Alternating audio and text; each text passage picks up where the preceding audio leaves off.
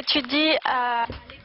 Chris is a student at the International School of Geneva, at the Campus des Nations, just a few yards away from here. He's both Swiss and American, but in fact his origin extends way beyond that. I think he'll tell us something about that now.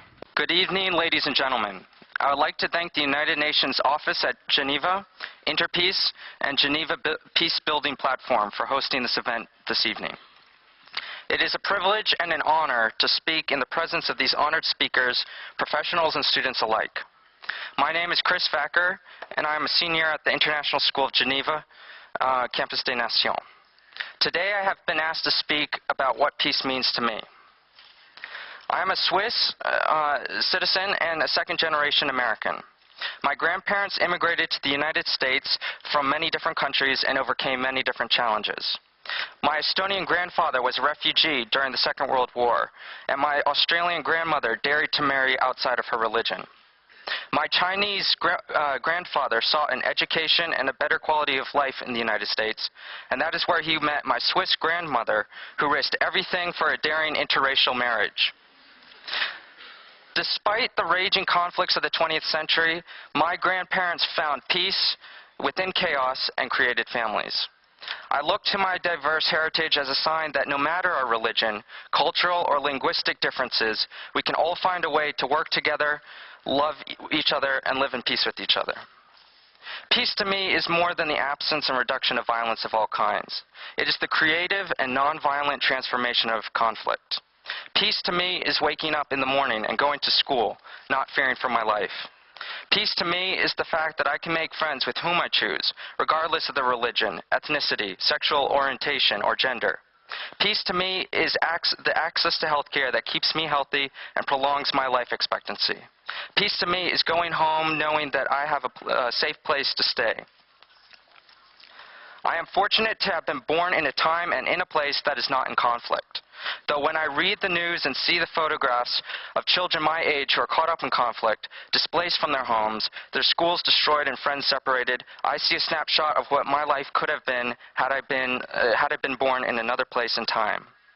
While I am taking this opportunity to speak to you this evening, a 17-year-old child is likely taking up arms and wondering if they will see the light of day tomorrow. I am part of the next generation that will need to continue to work towards peace. Our generation will have new challenges to face together, such as climate change, shortages of fresh drinking water, and the depletion of our fossil fuels. We will need fresh minds and new ideas from youth all around the world. It is for this reason that education is so important. This year's theme for International Peace Day is Education for Peace, which could not be more relevant. The quality and values that are taught are just as important as the number of children it influences. Education must teach respect towards others, open-mindedness, and the value of working with others and accepting new ideas and opinions. I believe that peace can come with the collaboration of the global community on common humanitarian goals, such as disease eradication and ensuring that everyone on planet Earth has enough to eat and drink. My generation has grown up with cell phones, computers, mass media, and social networking. Technology can help reduce conflict if used properly. However, no matter how much technology we develop, we must always recognize and address the human factor to conflict. To the youth, I challenge us to be curious and proactive. Branch out and get a broader perspective on issues. Meet people and hear their stories. Find out what challenges and scares people and work to reduce it. Work to reduce the factors of conflict, such as disease, poverty, and inequality. Stay informed about global affairs and voice your opinion. Finally, contribute in the small ways that you can. I, for example, volunteered with the Red Cross and have written letters with Amnesty International. Do small acts, local acts, for peace every day. Make peace with that neighbor or family member that you quarrel with. Make peace with your classmate or coworker. Peace is a grassroots movement and should be built locally.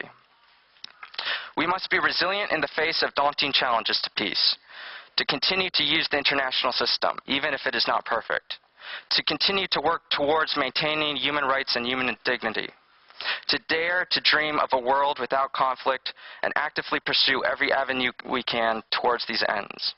We must never give up on striving towards a better future for humanity. Thank you.